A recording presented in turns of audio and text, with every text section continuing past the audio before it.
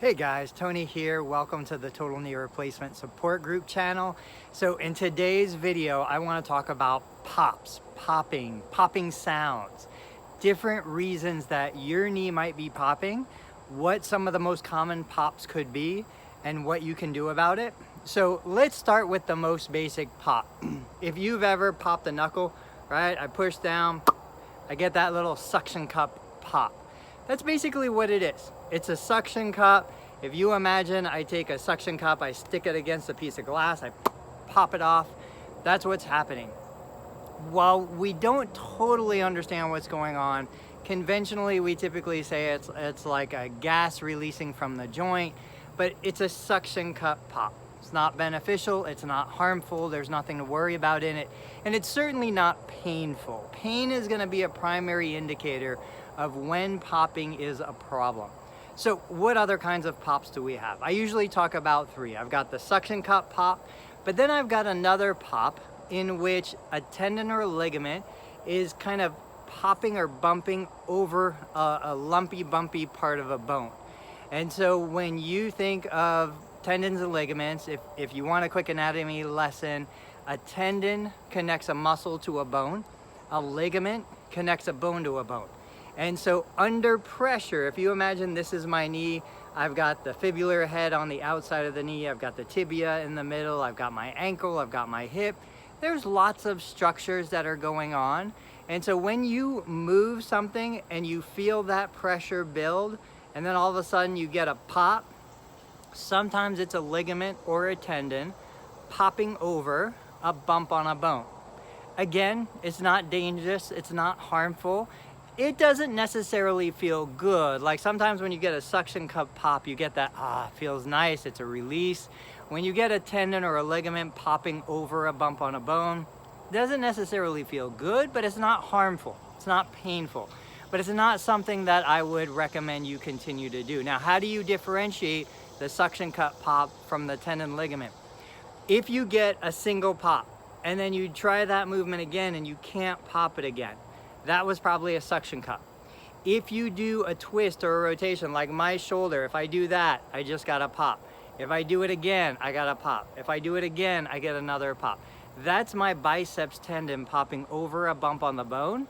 That's how you kind of differentiate. The tendon ligament, you can reproduce the pop. When it's a suction cup, you can't reproduce it. It happens once, the pressure is released, and it's done. The final kind of pop that I want to talk about, this isn't so much related to the actual knee because they've removed the cartilage inside the knee itself, but it's when there is damage to the cartilage and what used to be a smooth surface now either has a bump on it or there's a little flat, and so as you build pressure and then all of a sudden it pops over that, that is another kind of pop. Now that starts to become painful. And so this is more consistent with people who haven't had a knee replacement or people who still have their original cartilage intact, but there's been some damage, some tears, degenerative changes, which happens for all of us. This would be the kind of pop that it happens. It can be reproduced. It does produce pain. And typically if you do it 2 or 3 times in a row, it becomes more and more painful each time. Absolutely, that's not the kind of pain that we want to perpetuate and we want to work through. That is a situation where no pain, no gain makes no sense. So the final pop that I'll talk about, kind of your bonus pop, is when a tendon or ligament actually ruptures.